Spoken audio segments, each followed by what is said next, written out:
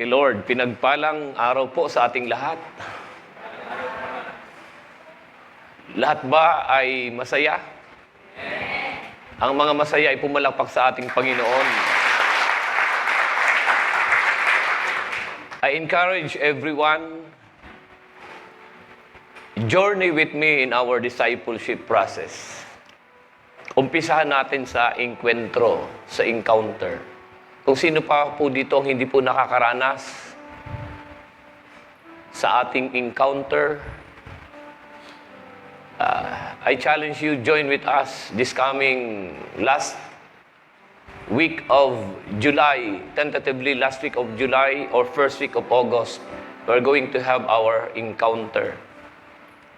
Mag-journey po tayo sabay-sabay sa ating pagpapadisipulo. Umpisa natin sa encuentro. Okay? Yung registration natin, para lang sa pagkain natin yon. Kapag hindi kayo na-bless sa ating encounter, ibabalik ko po sa inyo ang registration fee nyo. Pero kapag na-bless ka at sinabi mo, Pastor, na-encuentro ko si Lord. First time kong maranasan ito. Pag yun ang sinabi mo sa akin, doble ang registration mo. I encourage you to join our encounter sa last week of July or first week of August. Hindi po kayo magsisisi. Kanina habang naghahanda ka, nagpiprepare ka, naliligo ka, nagbibihis ka, at binalak mong pumunta dito sa bahay ng Panginoon, ang may-ari ng bahay ay tuwang-tuwa. Napakapalad mo. Napakapalad nating lahat. May mga tao ngayon nasa bahay sabungan. Ang iba nasa bahay sugalan. Ang iba nasa bahay inuman. Ang iba nasa bahay aliwan. Pero ikaw, nandito ka sa bahay sambahan. Palapakan natin ng Panginoon. It is good to be in the house of the Lord. Amen? Wala nang dadaig pa na nandito tayo sa tahanan ng ating Panginoon. Although, yung maliliit nating mga anak ay hindi pa natin nakakasama kasi meron pang restriction na hindi pa natin pwedeng isama ang maliliit nating mga anak. Pero kumusta naman po ang mga naiiwan natin sa bahay? Maayos naman po bang naalagaan natin mga anak sa bahay? Yung maliliit nating anak. Sana okay at maingat ang nagbabantay sa kanila. Tumawag ang katulong sa kanyang amo. Sabi ng katulong, Ma'am, nasaan po kayo? Nakalunok po si baby ng ipis. Pero wag po kayong mag-alala, Ma'am. Pinainom ko na po ng baygon. Sana maayos at maingat ang nagbabantay ng inyong mga anak. Handa na po bang lahat? I want to read the Bible in the book of Luke chapter 19 verse 1 to 10. Aklat ni San Lucas, kabanatang 11, talatang 1 hanggang 10. Ganito po ang pagkakasabi. Pumasok si Jesus sa Jericho at naglakad sa kabayanan. May isang tao roon na ang pangalan ay Zaccheo, isang pinuno ng mga maniningil ng buwis at napakayaman. Sinisikap niyang makita si Jesus upang makilala kung sino ito. Ngunit sa dami ng tao, hindi niya ito makita dahil sa siya ay pandak. Kaya't patakbo siyang nauna sa dadaanan ni Jesus at umakyat sa isang puno ng sikomoro. Pagtapat ni Jesus sa lugar na yun, tumingala siya kay Zaccheo at sinabi, Zaccheo, bumaba ka agad sapagkat kailangan kong tumuloy sa iyong bahay. Nagmamadaling bumaba si Zaccheo at tuwang-tuwang tinanggap si Jesus sa kanyang bahay. Lahat ng nakakita ay nagbulong-bulungan. Nakikituloy siya sa isang makasalanan. Sabi nila. Tumayo si Zaccheo at sinabi kay Jesus, Panginoon, ipamimigay ko po sa mga mahihirap ang kalahati ng aking mga kayamanan. At kung ako'y may nadayang sinuman, isasauli ko ito sa kanya ng makaapat na beses. At sinabi sa kanya ni Jesus, ang kaligtasan ay dumating ngayon sa sambayang ito, sapagkat anak din ni Abraham ang taong ito. Ang anak ng tao ay naparito upang hanapin at iligtas ang naligaw. Purihin ang Panginoon sa pagkakabasa ng Ebanghelyong ito. Palapakan natin ang Panginoon. Hallelujah. How much do you value Jesus? How much do you desire Jesus in your life? Gaano mo pinahahalagahan ang Panginoon sa buhay mo? Gaano mo siya pinananabikan sa buhay mo? Importante ba si Lord sa iyo? Hello? Importante ba si Lord sa iyo? Thank you, Lord. Importante siya sa atin, di ba? Alam mo, sa unang tingin, mukhang napakasarap na ng buhay ni Zacchaeus. Yung bang parang wala nang hahanapin pa. Siya isang pinuno ng mga publikano. Sabi ng Biblia, siya'y napakayaman. Nasa kanya na halos ang lahat kung pag-uusapan ang karangyaan sa buhay. Kumbaga, pangarap pa lang sa iba, pero sa kanya natupad na. Sa iba nagpipray pa, sa kanya natanggap na eh. Nangyari na. Pera, sasakyan, magandang bahay, kapangyarihan. Pero may kulang. May kulang. This is the truth. You may have everything, but if you don't have Jesus, kulang pa din. Kahit madami kang pera, kung wala sa buhay mo ang kanyang presensya, miserable ka, kawawa ka. Merong vacuum sa puso ng tao na tanging Diyos lang ang makapupuno. There is an emptiness in our hearts. There is a vacuum in our hearts which only God can fill. Hinahanap natin ang kapunuan sa barkada, sa bisyo, at sa kung ano-ano pa dito sa mundo. Pero hindi. Walang makapupuno ng vacuum na yun. It's only God who can fill that vacuum sa ating buhay. Maraming galit kay Zacchaeus kasi makasalanan daw. Tinatawag siyang magnanakaw, mandaraya, nagpayaman sa pagsingil ng sobra-sobrang buwis na dapat bayaran ng mga tao. Maraming galit sa kanya. Nililibak siya ng mga tao. Pinag-uusapan, pinanggigigilan. Maraming asar sa kanya.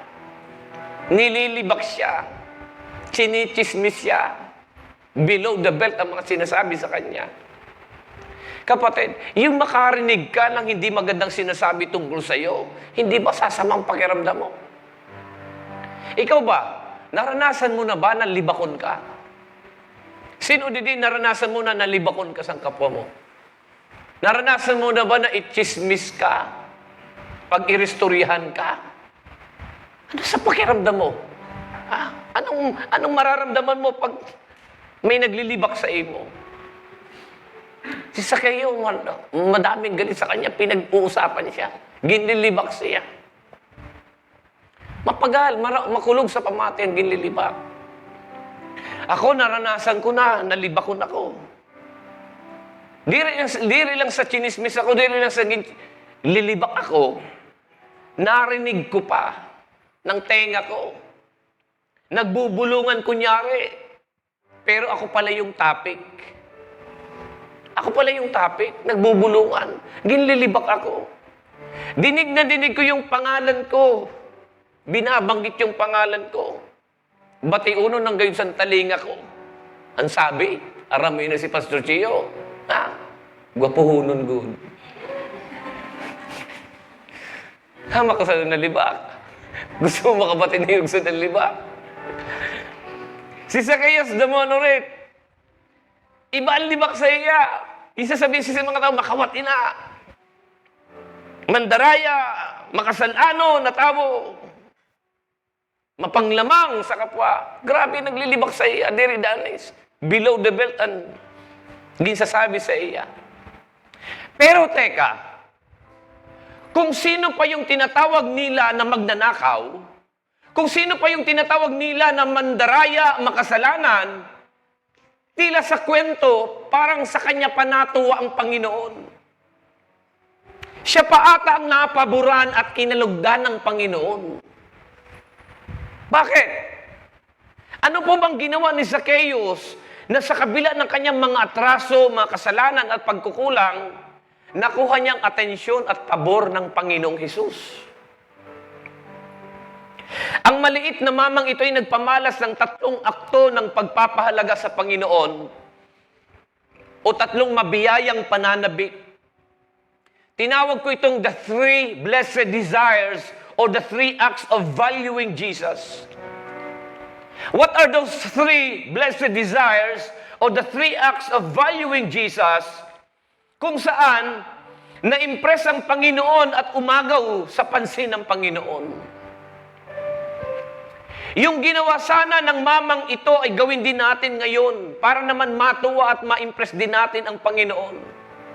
Ano yung 3 blessed desires na nakaagaw ng pansin kay Lord kahit makasalanan ng mamang ito? Una, si Zacchaeus had the blessed desire to see Jesus. The blessed desire to see Him. The value of seeing Jesus.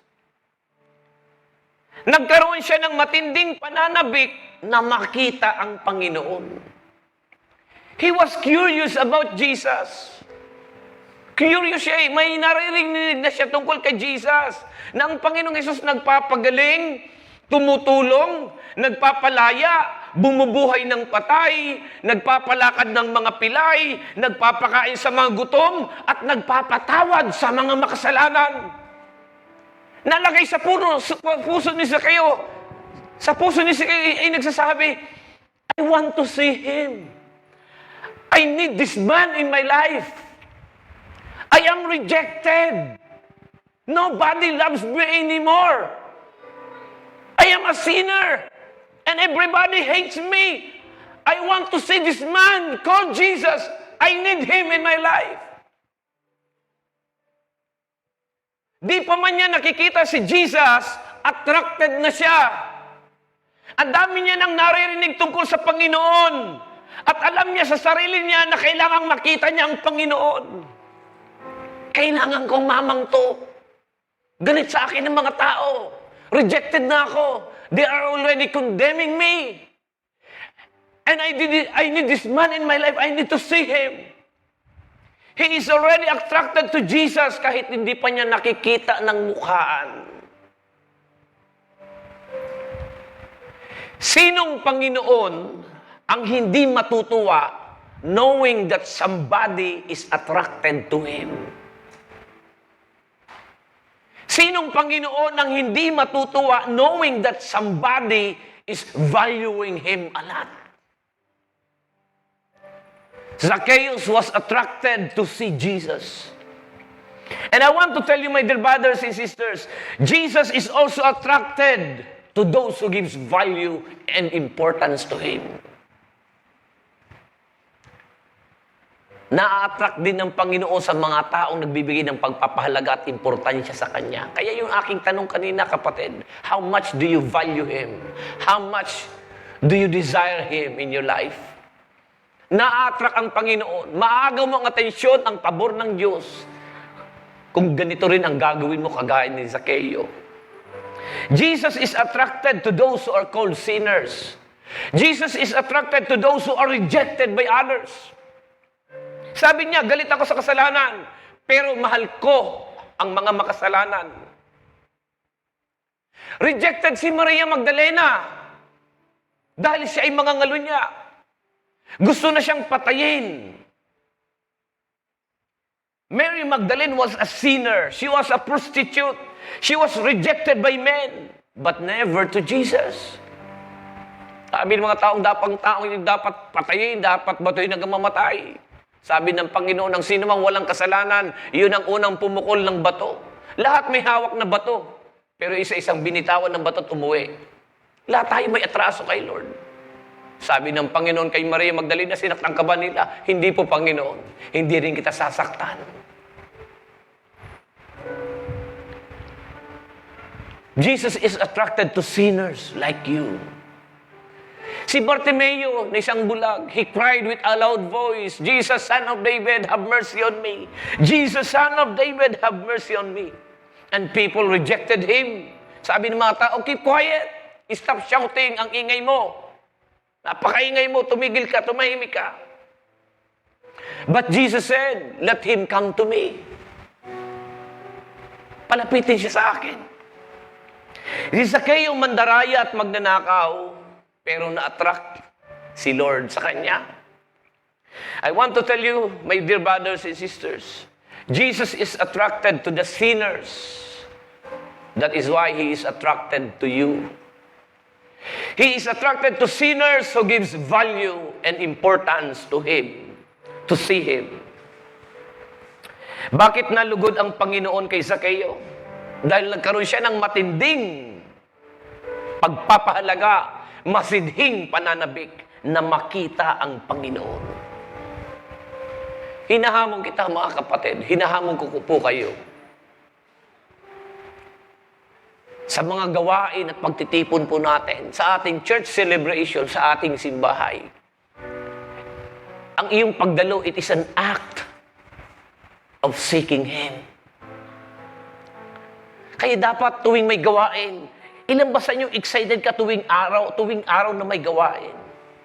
Tuwing sasapit ang Sabado at Linggo, excited ka bang pumunta sa church celebration to seek God?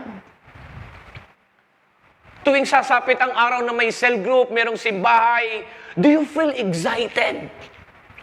Tuwing sasapit ang araw na may mentoring, may discipleship, do you feel excited? Mga kapatid, our church celebration, our simbahay, our cell group, bawat pagtitipon natin is all about Him. It's all about seeking Him.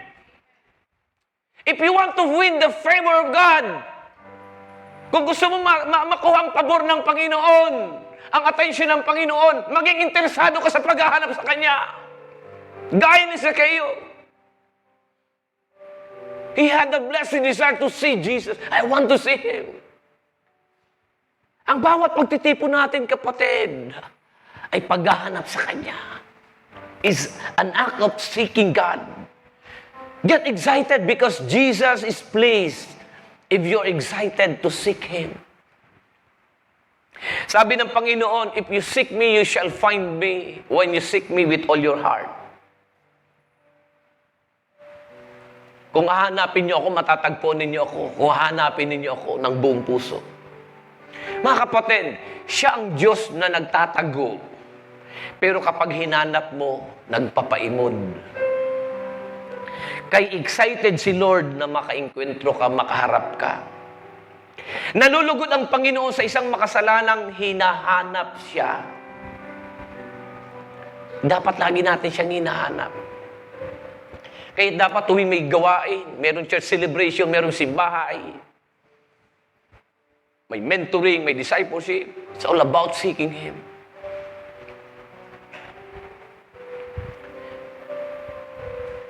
Let me tell you something, my friend, my dear brothers and sisters. When you desire to see Jesus, there will be hindrances to stop you. Sa bawat pagkakataon na gusto mo makatagpo ang Panginoon, laging may hadlang at sagabal. May hadlang, may sagabal sa paghahanap sa ating Panginoon. May problema si Zacchaeus, siya ay pandak. Napakaraming tao. Hindi siya makasingit, may sagabal. Kapag may desire kang katagpuin ang Panginoon, laging may hadlang at laging may sagabal. Ano yung mga hadlang na yun? Una is your personal limitation. On Zacchaeus' account, limitado ang height niya. Pandak siya, napakababa niya. Yung mga kapwa niya, Hudyo, ang tataas. Nagkakalipumpunan, di siya makasingit, di niya makita ang Panginoon. Yun ang kanyang personal limitation. Alam mo kapatid, ang pinakamalaking hadlang para di mo makita at makatagpong Panginoon ay ikaw mismo. Ikaw mismo ang naglalagay ng limitasyon sa sarili mo. Gusto ko sana, kaya lang may lakad ako ngayon eh. Gusto ko sanang dumalo, kaya lang busy ako. Gusto ko sana, kaya lang may gagawin ako. Kaya lang tinatamad ako. Hindi mo ginagawang priority sa kanalang, sa otro na lang. Ikaw pa lang malaking hindrance na. Your greatest enemy is yourself. Personal limitation. Nililimitahan mo ang sarili mo. Hindi mo makainkwentro ang Panginoon. Pangalawang hadlang is the outside influence. Outside influence. On the part of Zacchaeus, many people, maraming tao, nauna sa kanya. Di niya makita ang Panginoon, di siya makasingit. Outside influence. Minsan sa buhay natin, kapatid, minsan di tayo makasigi. Di tayo makapagtuloy-tuloy, nahanapin ng Panginoon, paglingkuran ng Panginoon because of the outside influence. Gusto ko sana, kaya lang ayaw ng nanay ko. Ayaw ng asawa ko. Ayaw ng mga kapatid ko, ng mga anak ko. Baka kantsawan ako ng mga barkada ko. Outside influence. Aaten sana ako, kaya lang may dumating na mga bisita. May lakad kami, may pupuntahan kami. Kapatid, if you desire to see Jesus, you have to overcome any obstacles in the way. Kailangan lagpasan mo mga obstacles, ang mga hindrance at sagabal. Grabe ang ginawa ni Zacchaeus. Umakyat siya sa isang puno ng sikomoro. Inakyat niya yung matinik na puno ng sikomoro. Meron siyang three blessed desire. This time, habang siya'y umaakyat sa puno ng sikomoro, hindi niya lang nais na makita ang Panginoon. Hindi niya lang nais na makita ang Panginoon. His second blessed desire was that he desired to know Jesus. The second blessed desire, the blessed desire to know Jesus. The value of knowing Him. Hindi niya lang nais na makita ang Panginoon. Gusto niya. Gusto ko makilala ang Panginoon. Ang makilala ka, paglingkuran, hangad ng puso ko. Salamat po, O Diyos. Ako'y inibig mo. Ang makilala ka, paglingkuran, hangad ng puso ko. Salamat po, O Diyos. Ako'y inibig mo. Para kaysa kayo, ayoko lang makita ang Panginoon. Gusto ko makilala ko siya. Sino ba talaga siya sa buhay ko? I want to know Him. Kapatid, hindi lingid kay Lord yun.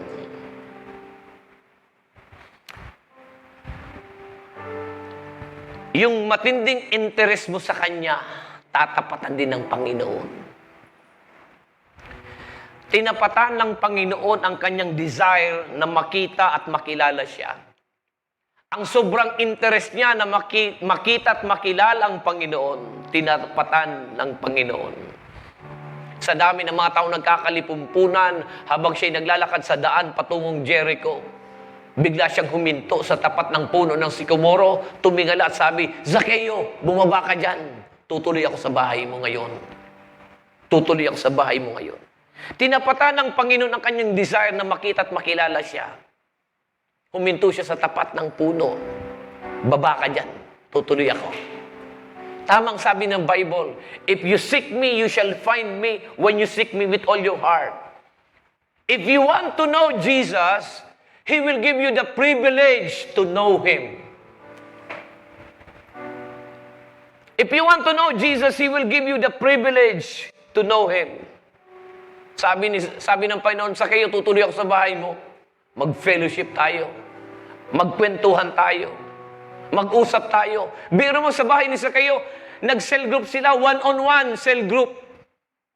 Nag-one-on-one sila. If your delight is in the Lord, He will give you the desires of your heart. Mga kapatid, makinig po kayo. Kung gusto mo makilala ng lubos ang Panginoon,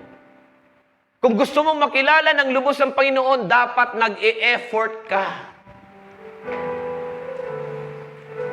Do you want to see God? Do you want to know Him? Kung gusto mo makilala ang Panginoon, dapat nag-e-effort ka. Nag-effort si Sakayo umakyat sa matinik na puno ng sikomoro. Kung gusto mo makilala ang Panginoon, may lugar na pupuntahan ka. May right spot to know God. There is a place to know God. Dapat nag-e-effort ka. Mag-effort kang pumunta sa church, celebration. Do you want to know God? Therefore, push yourself. Pupunta ko ng church celebration. I want to know Him. Do you want to know God? Gusto mong makilala ang Panginoon? Mag-effort kang umattend ng simbahay. Itulak mo ang sarili mo, attend ako ng simbahay. Pupunta ako ng church celebration. Do you want to know God? More deeper kaysa dati? Attend ako ng mentoring. Pupunta ako ng discipleship. There is a right spot to know God.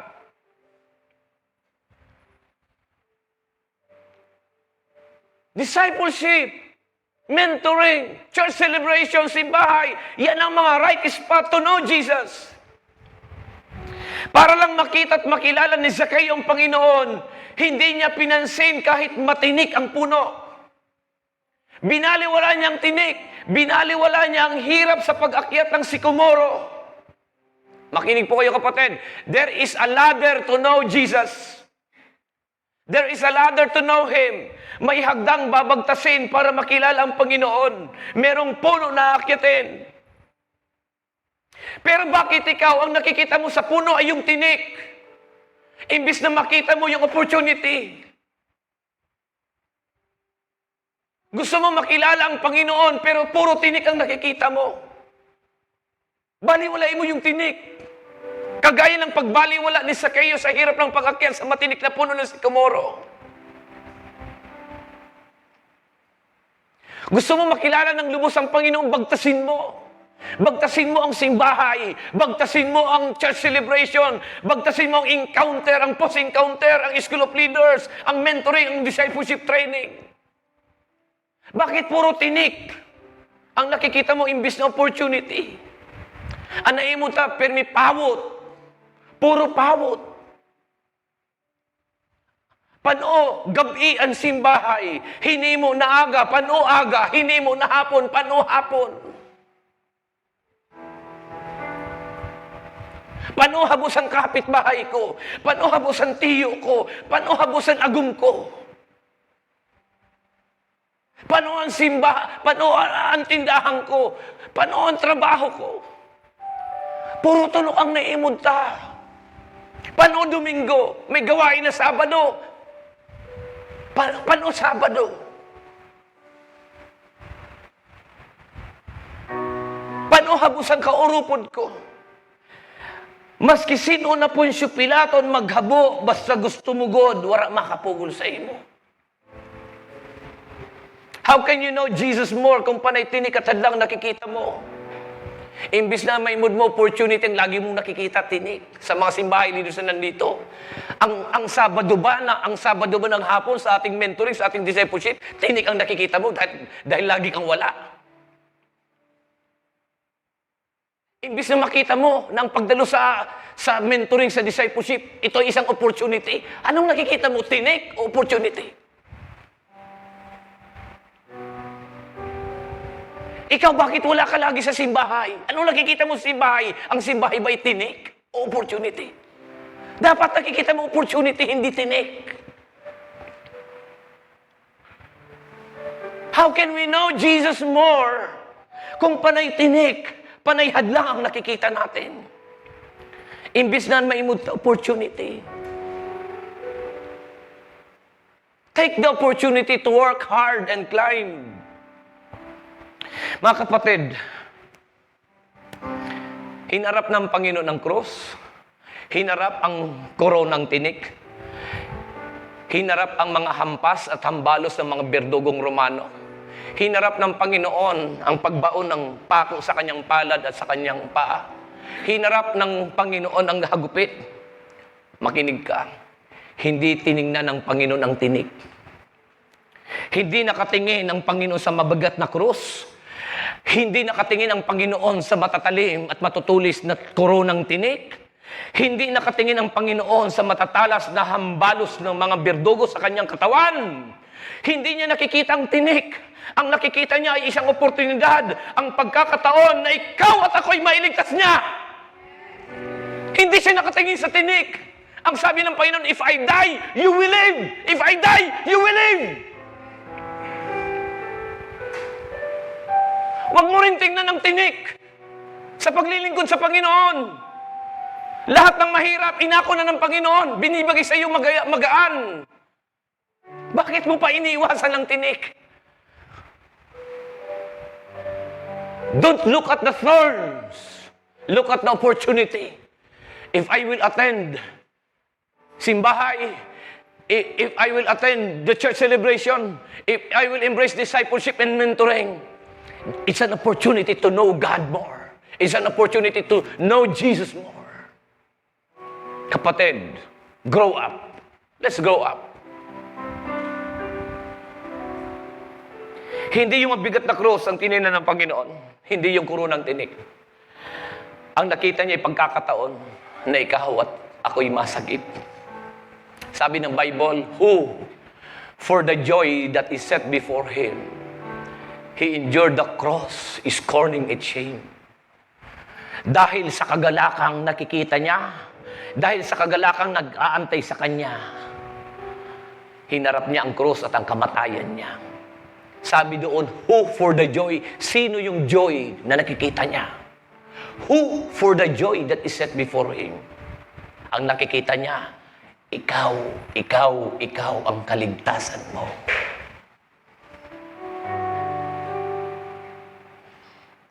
Huwag mong tingnan ang discipleship natin tuwing Sabado.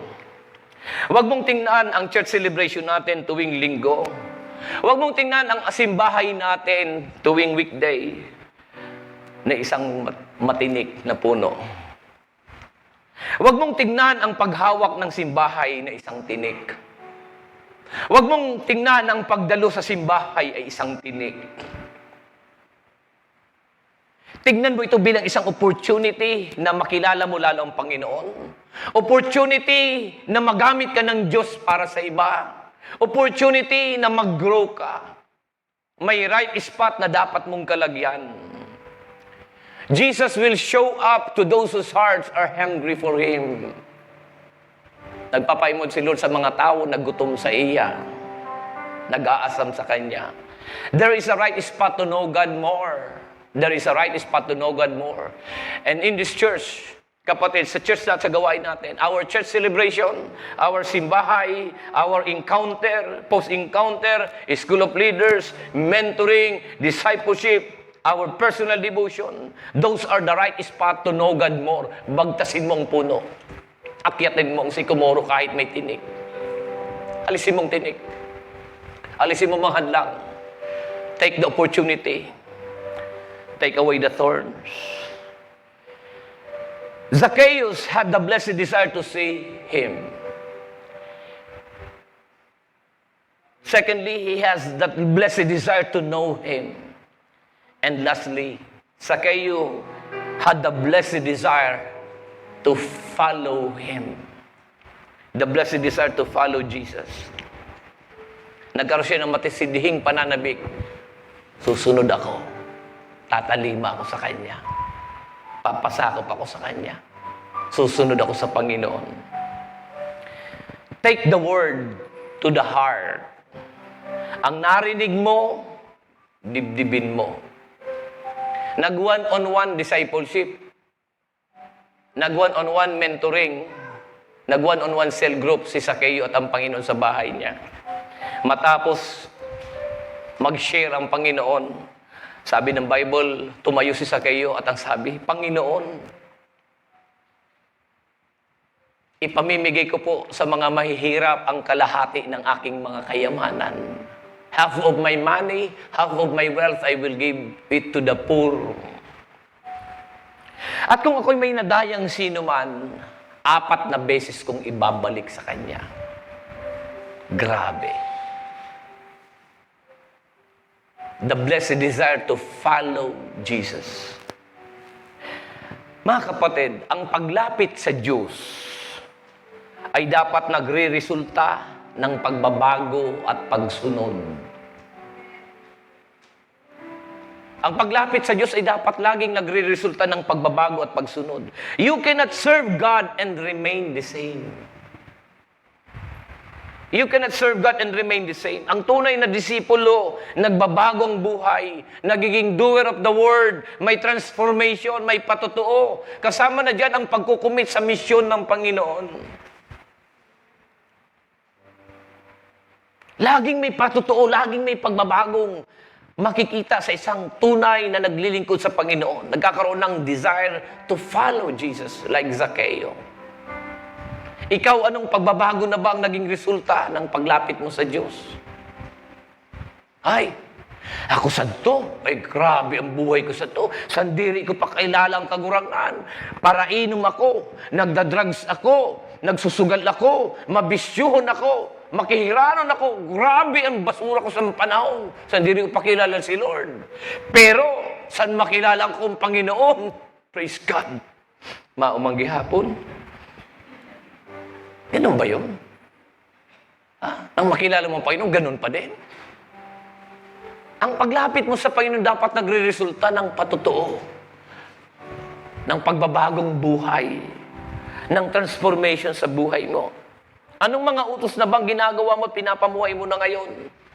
Halata na ba ng mga kapitbahay mo na disciple ka na ni Jesus? Halata na ba ng pamilya mo na anak ka ng tunay ng Panginoon? Na naglilingkod ka na sa Diyos, halata ka na ba nila? Dapat iba ka na. Sabi ng kinanta natin kanina, iba ka na talaga, kitang-kita ko sa iyo, may bagong nangyayari. Iba ka na talaga. Dapat makita yung pagbabago na nag-iiba. If you really value Jesus, and you desire Jesus, you have to embrace, you will give time to embrace these 3 things. You will have the desire to see Him, the desire to know Him, and the desire to follow Him. Did we receive something today? May natanggap po ba tayo sa Panginoon ngayon? Palapakan natin si Lord. Hallelujah. Magsitay tayo sa pangalan ng ating Panginoon.